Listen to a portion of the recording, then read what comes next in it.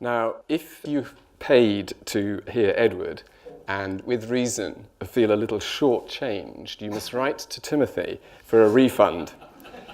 He gave a talk recently in Annecy in France, which was rather beautifully entitled Compasses of the Heart, in which he recounted a story told by a fellow Dominican as follows. And I'm going to be rather pretentious and read it in French because he wrote it in French. So I hope you understand, and if you don't, I'll sum up at the end. Je pense comme si souvent à un frère dominicain qui faisait une conférence à Chicago.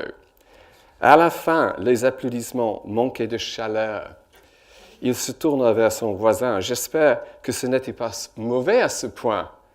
L'autre lui répondit, je n'ai rien contre vous, mais j'en ai seulement contre celui qui vous a demandé de venir parler. Nothing against you, I've only got something against the person who asked you to come and speak. Alors, blâmez Frédéric, said Timothy. Alors, blâmez Timothy, say I.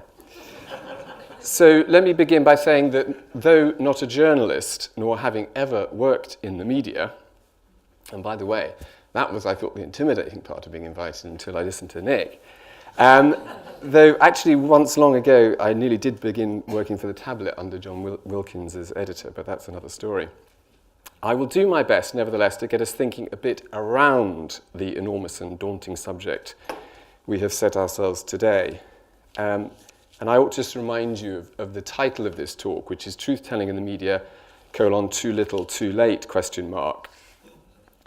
It is, after all, for this audience, more a question of trying to discern whether and how that most precious of things, truth, is served by sections of the media. And to the extent that it may or may not be, what might be the conclusions we infer about ourselves and the world we live in as seekers after truth, than it is a symposium on the media per se. Although I have to say, the things that Nicholas has already said were extraordinarily illuminating and helpful. Dare I say it, there are a lot of those, that's to say symposia about the media, and whether you prefer The Economist, which you might if you work at the Saïd Business School, or The Guardian, for some of the rest of us, in its magnificent home at King's Place, as the convener of your media seminar, it would be to those that you repaired for a technical discussion of media fragmentation, the rise, and who knows, possibly the impending implosion of social media, the whys and wherefores of Twitter, and the democratic implications of the blogosphere, and so on and so forth. That's not what I'm going to be looking at. I'm sure that some of those inside the media out conversations will ensue this afternoon, and I very much look forward to those discussions, which will be ably led by real journalists who know what they're talking about. But for now, I hope we can stay a little bit outside the media in, which is, of course, how the vast majority of us see, hear, and receive the outputs of our extraordinarily diverse, fragmenting, coalescing, shimmering, and, let's face it, sometimes somewhat tawdry media. Thinking of the rather beautiful title of Timothy's recent talk, a brief word about mine, it too is susceptible to an inside-out or outside-in inversion, though I only realized that after I offered it to Timothy's team, who needed to get on with typesetting. It's always challenging to pin a title on a talk you haven't written yet. I imagine, although I've never written one, it's a bit like choosing the title of a book that you're commissioned to write before you've written it, so you just have to hold your breath and hope it works out for the best. The title, I hope, implies that when viewed either from the wide angle, which is to some extent the angle I think that Nicholas chose, the media in all its myriad manifestations, which, if you include the platforms through which media content is now consumed, are multiplying almost by the day. I certainly can't keep up. Or whether you view it through the rather more familiar and narrow prism of the news media, it is hard to escape to broad conclusions, I would suggest.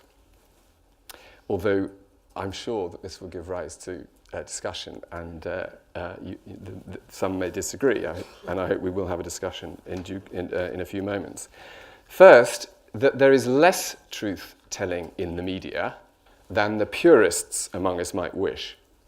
Too little, in fact. And second, that the brutal business of nailing, let alone breaking news stories in a highly competitive marketplace, and in an hour by hour rather than a 24-hour news cycle, means that the complexity and the rich variety of endeavour required of any of us really to get at the truth, never mind how we might then tell it, just sometimes takes too long.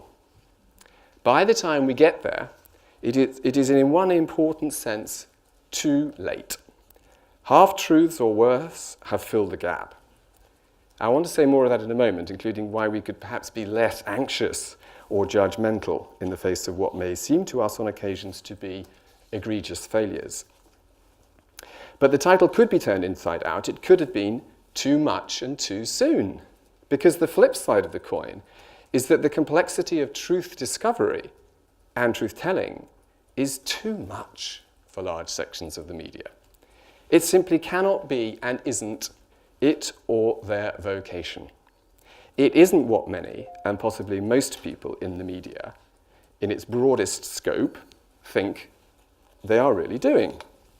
They are in the business of entertainment, of challenge, of commentary, of opening up space for debate, for discourse, and for imagination, and even occasionally reflection.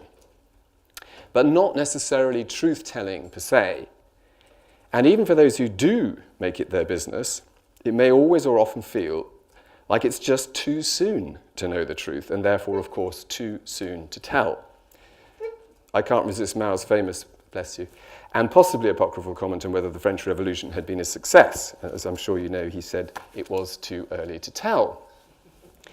Which is interesting, particularly in the light of the anguished debate that has opened up in France around the core values of the Republic, in the light of the terrible recent terrorist atrocities, and we'll eavesdrop a bit on that debate later. Deadlines, pressure to tell the story, to publish the definitive account, to move on to the next thing, demand we publish today, by lunchtime, in the next 5 minutes. The journalists among us will know very well what I mean, and I'm sure will expand on just how intense those pressures can be, whether from the news desk, the well-meaning publisher, the commissioning editor, the broadcast scheduler. There is never enough time, never enough material, never enough reliable witness account, and or too many conflicting accounts. There's a vital clue or piece missing. We can't be absolutely sure what precisely happened, what was said, or what was meant. Of course. That's the reality. Truth-telling, we know, is demanding and difficult. It is also costly and precious. Like the jar of ointment the woman, possibly Mary of Magdala, pours on the feet of Jesus, to say nothing of the tears which she then wipes away with her hair. How could it be otherwise? And how could we expect hard-pressed journalists operating at times in extraordinarily challenging circumstances to be always at the service of truth-telling, always at the service of telling hard-to-discover truth, any more than we expect politicians every time they are doorstepped to be completely open and frank in response to every question thrown at them? It would be wonderful, but it isn't reality. We desperately want truth and truth-telling to be at the heart of our public life and discourse. But if the bar is set too high, and even if it isn't, we are destined frequently to be disappointed. And it is not simply the fault of our colleagues in the media. They are struggling to make their way in the same complex world as the rest of us. And while some are self-serving and cynical, many feel the strain, tension, and disappointment when it, truth-telling that is, proves, for whatever reasons, so achingly hard to achieve. Those in the media who do strive to achieve the gold standard may only rarely feel it has been achieved and feel proud and happy to have been part of it. Yet it does happen, and when it does, it is to be celebrated, and we all benefit. This, of course, might be applied to other walks of life. I'm thinking of academics, for example, or scientists, even politicians. That aching, yearning, deep longing to be part of the truth and to play our part in its uncovering and its telling is, of course, a fundamental part of what it means to be a Christian. And not only a Christian, a human. In a talk in St. Petersburg, with a rather more familiar title, The Truth Will Set You Free, Timothy Radcliffe articulates this wonderful restless yearning. God calls us to live and not merely to survive. We shall only thrive if we live in the truth. The Word became flesh and dwelt among us, full of grace and truth. We flourish in a truth that is gracious. He said, I am the way, the truth, and the life. Human beings need the truth as birds need air and fish need the water. Without the truth, we die. It is our oxygen. But he goes on to reflect on the darker side of the ledger, which I suspect haunts many of us today, and so many others. And whilst not wishing to spend time on it, not least because it's a vast body of corpus of work, I happen to have spent some time around the Leveson Inquiry, I should just mention the proceedings and conclusions of that inquiry. Anyone who doubts the ethical challenges that the newspaper industry faces might care to revisit some of the testament given to Lord Leveson. His report offers rich resource for careful reflection, even if large sections of the press reject his proposals for a system of independent self-regulation. Timothy Radcliffe goes on to say, our society is disintegrating for a lack of truth. In Britain, we have seen politicians caught lying about their expenses, the police lie in court, journalists lie, priests have been caught telling lies, and bishops. We live in a world of Twitter and blogs in which wild assertions are made without anyone checking whether they are true. When Lance Armstrong, the cyclist, was accused of not telling the truth on the Oprah Winfrey show, his reply was, quotes, I wanted to control the narrative, close quotes. A rather familiar refrain. What mattered, says Timothy, was that he not lose control, not the truth.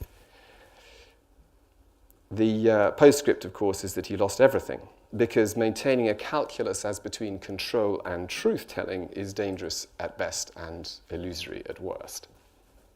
Timothy concludes, St. Augustine talked of humanity as the community of truth. Without the truth, there is no community, close quotes. Without the truth, there is no community. Truth is grounded in relationship. There is no door into truth, the truth which sets us free, outside of community as fellow human beings. Now, I would like at this point to ask you to listen to someone else speaking, you may be relieved to know. And as you do, I'd also ask you please to hold in your mind that idea that truth and community somehow coexist. That community, and therefore truth and its telling or its discovery, is based on and in relationship, proximity, being with, alongside. Like Pope Francis's exhortation that the pastor be so close that he, she begins to smell like the sheep. This then is a 4-minute clip from a Front Row broadcast a week last Friday. The show was hosted by Kirsty Lang, who I had the pleasure of getting to know in Paris some years ago when she was the Sunday Times correspondent there. It was recorded in Paris, by chance, just before the terrorist outrages. It was a special edition of the programme, some of you may have heard it, dedicated to the memory of Émile Zola, with Kirsty talking to some latter-day Zolas, French writers and artists trying to tell the true story of contemporary France and of the real lives of French people whose stories seldom make it into the mainstream media. My next stop is to meet one of France's bravest journalists. It's said that Zola was a bit like an investigative journalist in his research. He would go and visit coal mines, railways, the stock exchange, farms, the new department stores that were opening up all over Paris, and he did extensive research for his novels. If you shut up truth and bury it under the ground, it will but grow and gather to itself such explosive power that the day it bursts through, it will blow up everything in its way. I'm now at the headquarters of Le Monde, France's most prestigious daily newspaper, to meet Florence Aubenas. A risk-taker like Zola, she documented a huge paedophile scandal that rocked France and was once kidnapped in Iraq. But she's best known for her immersive journalism. As the recession hit France, she moved to Normandy, posed as an unskilled worker, and for 6 months cleaned toilets on the cross-channel ferry. The result, The Night Cleaner, has been a bestseller.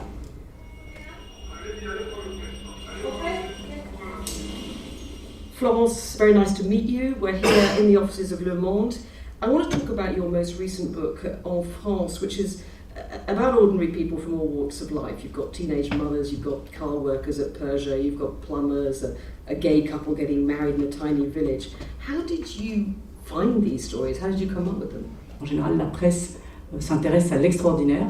Et moi, c'est tout à fait Generally, the press covers extraordinary events. I wanted to do the opposite.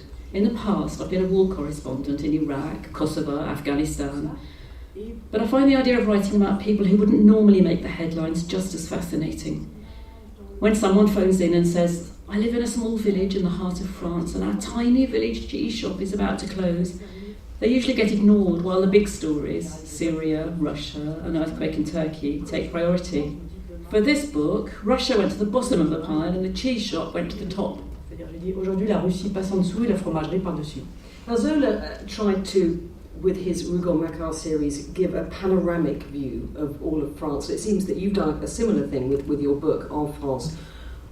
What did you conclude about the state of France today after all your travels? I know that's a very big question, but is it in a bad way? Is it in crisis? C'est très flatteur parce que Zola. That's very flattering because it took Zola about 20 novels to give an answer and I've got about 5 minutes. I have to concentrate very hard. Oui, je pense que la France. Yes, I think France is a country in deep crisis. Social security, education and Marianne are the absolute touchstones of the French Republic. We all stormed the Bastille, we all took part in the revolution. That's the image that we French have of ourselves, and today that image is crumbling in front of our eyes. With this crisis, we're beginning to ask ourselves, can I be sure that I'll get the same quality of healthcare in my local hospital as I would in Paris? Is my little village school really as good as the schools in the big cities?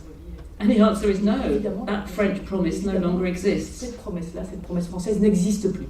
That brings me to your first book, The Night Cleaner, in which you posed as an unskilled, unemployed worker and found a job cleaning toilets on a cross-channel ferry. And you did this for 6 months. It was pretty horrendous. You described the sort of physical pain that you were in, kneeling, scrubbing these toilets, of supervisors screaming at you. This was a massive bestseller, not just in France, but in other countries in Europe as well. Why do you think it struck such a chord with people? Moi, je l'ai fait très naïvement. I did it utterly naively. The subprime crisis was happening in the US and everyone was saying that the crisis was coming to France. It was the 1st of January 2009 and I was working in my office overlooking the French Stock Exchange. I was hungover, it was New Year's Day, and I thought, I can't sit here looking at the Stock Exchange with this crisis on the way, I've got to do something. So I took unpaid leave and went undercover, registering as a job seeker in a small French town to see what would happen. I took on the identity of a person my own age, 50, with no qualifications and no previous work experience. And for 6 months I lived hand to mouth, cobbling together a few hours of work here and there. I remember there was a job offered which looked perfect. It was working with animals, feeding goldfish and so on. So I go along and the chap says, you're joking, you're aiming much too high, you're right at the bottom of the pile. Très haut comme possibilité. Vous êtes tout au fond. You don't have the qualification to feed fish. Voilà, exactement. C'était trop. Yes, exactly, that's exactly it. It was way too much responsibility. And it was by walking in other people's shoes and witnessing what it's really like to live on the breadline that I began to understand their situation. And that's where the connection with Zola comes in. He went to the mines and he spoke to the workers in order to write Germinal. When I read Zola, I learn, and I'm not for a moment comparing myself to Zola, but I hope that when you read my books, there's a moment when you think, yes, that's it. That's what life is like for so many people in France. That's it. De manière, on dit, ouais, c'est ça, ça y est. My next stop is to meet one of France's bravest journalists. You don't want to hear again. So I wanted a moment to try and unpack some of the relevance of that clip for our topic today. But first, I should say by way of contrast, that immediately following the broadcast, the 8 o'clock evening news on Radio 4 led, ironically, with a new angle on a story that had first broken days before. A young woman called Hasna Ait Boulat Chen cousin of Abdul Hamid Abaou, believed to have been the reader of the ISIL cell, had been dramatically and shockingly reported as having blown herself up with a suicide belt, as you will recall. She had, it turned out, been killed either by the police in their assault or possibly by an explosion triggered by one of the other men in the flat. We may never know. Shades of the extraordinary tissue of misreporting of the circumstances of the killing of Charles de Menezes on the tube in 2005 in London. I mention this juxtaposition, Florence Aubenas' piece, immediately followed by this startling new revelation, because in news terms, the original Hasna Bulachin's story was certainly both colourful and newsworthy. And as we know, breaking these kinds of stories is a major preoccupation, arguably a duty for many in the news business. Reputations literally can be made on the back of one major scoop. Many of the most successful journalists, the people we know, the household names, if you go back, there was a moment in their career when they got the story that nobody else got. And that's how they get on. But as is too often the case, there was no factual basis to this story. And it was dramatic, unambiguously in the public interest, and plain untrue. Like the front page splash in the Times a few years ago that announced entirely without foundation, I was working for Rowan Williams at the time, that the Anglican and Roman Catholic churches were on the verge of reuniting. My mother-in-law, who was suffering at the time from the beginnings of Alzheimer's but could still read, a committed Catholic and a long-standing ecumenist, literally wept with entirely unjustifiable joy. It was a bitterly poignant story. So to return to the previous story, between the early hours of Wednesday morning until late on Friday, nearly 3 days, the parents, family and friends, as well as the rest of us, were contemplating the rather gruesome falsehood of a young woman, terrorist suicide bomber who had blown herself to smithereens, and there was, I'm sorry to say, plenty of talk about body parts, as a last desperate act of defiance. Now imagine if that was your daughter or your sister. In fact, she hadn't blown herself up at all. She wasn't a suicide bomber. It transpired that there wasn't even any hard evidence to suggest that she had been part of the original plot. It was her flat, and they were in it. The rest remained to be discovered, too late to prevent a highly speculative police briefing reported globally. Too late for her family, who had had to try to come to terms with one particularly gruesome version of the quote-unquote truth that bore almost no relation to the truth whatsoever. Her body was in fact found intact under rubble. As Senator Hiram Johnson famously remarked in 1917, the first casualty when it comes to war is truth. I think too of Christopher Jeffries, who was one of the group of victims of phone hacking who stood bravely before Lord Leveson, and it does take some guts when you've got the whole of the media watching you and you're effectively criticising them. In his case, in the full glare, yet again of the media, parts of which had so cruelly portrayed him, I don't know if you remember this story, wrongly and without a shred of evidence as the likely murderer of Joanna Yates in Bristol in December 2010. She was in fact murdered by her next-door neighbour, Vincent Tabak. Jeffries had the misfortune to have a face and a demeanour that apparently fitted a story that certain newspapers decided in complete contempt of our justice system and in violation of the truth needed to be told. And as we know, truth, along with decency and compassion, all too quickly goes out of the window when the pack, as in this case, scents blood. Jeffries, a rather shy former private school teacher of drama, was made of his story. I don't know if any of you saw it. Very, very powerful. A shy former private school teacher told Leveson that the tabloid press had portrayed him as, quotes, imagine this was you, a sexually perverted voyeur who used teaching as a means of feeding his perversions, close quotes. To return then to the clip from Front Row, the reason why I think listening to the interview with Florence Aubenas is instructive is because it contains glimpses of what the vocation, if I can put it like that, of truth-seeking and truth-telling in the media might entail. It is not so very different from the vocation of those who cleave to the truth in other walks of life. It requires steely determination, openness to the other and to surprise, like getting it wrong. A preparedness to sacrifice oneself and one's interests if need be, endless patience, humility, moments of considerable courage, and a certain faith that the truth really is worth discovering and fighting for come what may. At times it is bound to be lonely. Nick Davis of The Guardian, in his book Hacked Off, which I highly recommend, although it is an extraordinarily disturbing account of the Murdoch empire and how it got to where it got to, talks of the long journey and the moments of self-doubt along the way, uncovering the hacking scandal that finally engulfed News International and led to the closure of the News of the World, in large part due to his stubborn determination to get to the truth. So, however lonely at times, truth-seeking and truth-telling is also, as Timothy claims, an experience that builds, binds, and to some extent defines what it means to be in communion with one another. In secular terms, we might call it serving the common good of humanity. In theological terms, it is an expression both of the nature of God and of the yearning of the people of God, us, to live in communion with the very ground of our being, reconciled, not living in desolation or falsehood, but in truth and light. As Christians, we are called to abandon the darkness and to live in the light. And we are promised that the truth will prevail.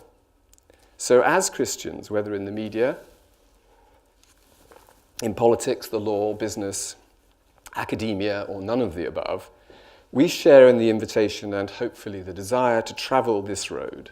Occasionally lonely, yes, but together, nevertheless, in our community of faith and alongside those of other faiths and none. We accept the calling and the challenge of a higher standard than we might otherwise choose, because that's what the gospel asks of us. John chapter 7, if you make my word your home, you will indeed be my disciples. You will learn the truth, and the truth will set you free. Not that this injunction should be taken lightly. We all know that the truth is often painful. It is never thin or glib or easy to describe. It is dense, rich, textured. It is encountered often by accident, little by little. It unfolds over time, emerges rather than explodes, though that too is possible, especially, as said Zola in our clip, if we try to bottle it up. It can take us by surprise, even when we are not searching for it, or not consciously. I like the way that Aubenas described herself as, quotes, utterly naive, close quotes, for embarking on a journey spontaneously, slightly under the influence of a hangover, I think she said, in which she discovers the truth of what it means to be one of the dispossessed in France looking for work. It is as if she didn't really set out to discover the truth, but by taking a certain course of action, the truth discovered her. And clearly it was costly. She took unpaid leave, she suffered humiliation, endured backbreaking and poorly paid work in circumstances that she probably hadn't even imagined existed before that time. Is this the journalist equivalent of a poor church for the poor? Seeking out the truth requires so much that most of us, for a whole variety of reasons that bear in on us at different times in our lives, are unable or unprepared to give. Unless it is a quest that somehow seizes hold of us, as Aubenas seemed seized. La presse, she said, s'intéresse à l'extraordinaire. The big stories, she mentioned Russia, Syria, an earthquake in Turkey, always trump the ordinary stories. In fact, those little stories almost never get a mention, and the big stories are only big until a bigger one comes along. They become small again or disappear remarkably quickly. But somehow, in the smallness of our everyday existence, are to be found the grains of truth which form the basis of a life, including a professional life, lived at least tolerably well. Truth-telling is a virtuous goal, and we do not always have to strive to uncover the big truth. It is the little truths that make the business of truth-telling second nature or not. Now, none of this, as I hope is evident, is meant as a criticism of the media. On the contrary, it is not the responsibility of the entire panoply of our incredibly diverse media somehow on our behalf to seek out the truth and tell it to the rest of us. Even if some in the media and some sections of the media bravely make it their mission as journalists, producers, broadcasters, bloggers, dramatists, or scriptwriters to do their level best to serve the truth and not just the market or their career. And we admire and are grateful to them for their dedication to that mission. But it does not seem to me, and I think Nicholas has made this very plain, that it is axiomatic that the core purpose of large sections of the media is truth-telling, as distinct from, for example, entertainment or controversy. Now, the explosion of a far more personalized form of media expression, dominated by comment, opinion, interactive conversation, ranging from the thoughtful and reflective to the downright rude and destructive. Again, I thought Nicholas painted a very colourful picture of that, alongside a decline in print media standards as compared with 30 or 40 years ago, double or treble sourcing and corroboration, clear attribution, news as distinct from opinion, and so on, means that the media world is far more of a mosaic. It is more anarchic and less reliable in the sense of structured, ordered, playing according to certain accepted rules and professional ethics. And for the consumer of media products, it's also very much an a la carte menu. You can place your order from your smartphone. Young people in particular pick and mix their sources of information and comment, most of it online. And for them, it's like shopping or arranging the evening social activity. The advent of social media has both personalized and depersonalized what was before person-to-person communication. What people have to eat when they go out to dinner, photographs of who they were with, what was heard and seen is recorded and posted, then reposted or retweeted, tweeted, sometimes entirely out of context. Hurt may be caused and misunderstandings occur because of ill thought through comment and reaction on Twitter at all hours of day and night, and sometimes under the influence of alcohol. The painfully mundane or trite mixes shoulder to shoulder with the profound and even the sacred. You needn't be more than one click away from either or both. I once got a call from a concerned colleague at about 10 o'clock, this is when I was working for Ed Miliband, at night about comments attributed to me on a Twitter feed, which I had apparently made a few hours previously in a parish Lenten talk, for goodness sake, on, quotes, why I am a Christian, close quotes, to about 25 faithful parishioners. I had to laugh, and I finally figured out that what the Twitter sphere and St Matthew's Parish in Westminster had in common was a passing reference to David Cameron likening his Anglican faith to Magic FM in the Chilterns, prone to fading in and out. The scope for misadventure in the Twitter age is exponential. Truth-telling, as opposed to anecdotal record, entertainment, comment, the transmitting and receiving of images and ideas just for fun and provocation, is the coming order of the day. And the more journalistic, Reithian dispensing of information and wisdom from on high is more and more a thing of the past. This is a more disjointed, disconnected, staccato, 140-character world than has ever previously existed. And again, Nicholas painted that picture very, very well previously. If this then is the new reality, we're all going to have to find ways to get to adapt. Whilst truth-telling and the media are not in any sense mutually exclusive, it is probably invidious and almost certainly a recipe for profound frustration to raise the bar too high.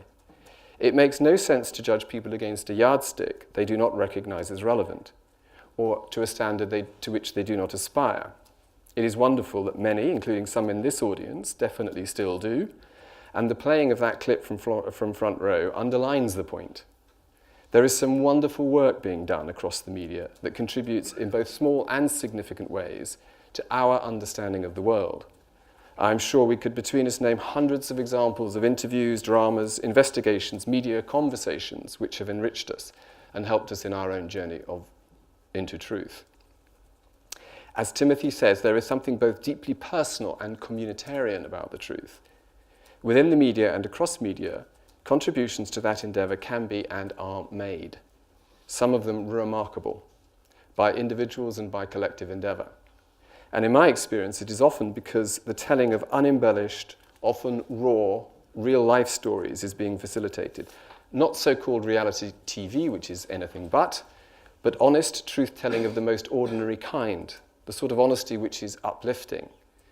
from the person who, for reasons I have to say I frankly don't comprehend, rings into Saturday Live and leaves a message on the answer phone which is subsequently broadcast about a tender moment shared with a loved one, to the revelatory interview sensitively conducted where a breakdown of trust or mental health or a reunion after a long period of separation or hurt is shared honestly. The truth that most of us crave to know is not so much about world events, it is about ourselves, who we are, and about the lives and flourishing of those we care for. Truth in some mysterious way is always intimate. It always touches or challenges us. That is one of its hallmarks. That capacity to cut through, to penetrate gently but insistently, is what makes truth different from the white noise of everyday life. Obana, at the end of her interview, speaks of the "that's it," the "ça y est" moment. It's an important penny dropping. Truth and the capacity to speak the truth is extraordinarily precious. In and of itself, it builds community. It repairs, it restores, and refreshes. It is food for the journey when so much is litter along the way. However hard or painful or bitter it may be, it always helps us back into relationship with our true selves, with one another, and of course ultimately with him who is truth. Timothy again. We must have the courage to live with, by the way, that's Timothy's price to pay, is being quoted endlessly. We must have the courage to live with tensions in our hearts, awaiting reconciliation in God's spacious truth.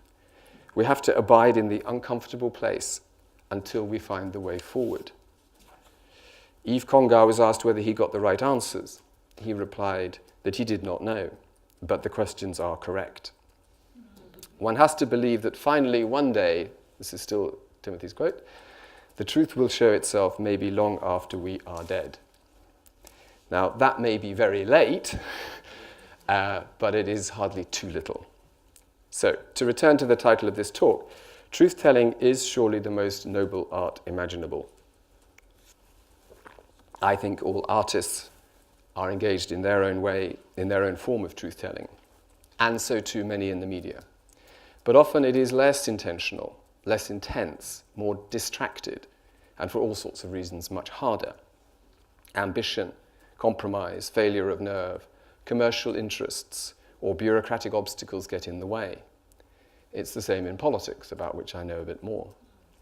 This will be frustrating for the truth seeker and the truth tellers who strive to do their best in sometimes very adverse circumstances. But we should admire them the more for it and for battling on. And sometimes, like Obana, the results are magnificent, and we have reason truly to be grateful.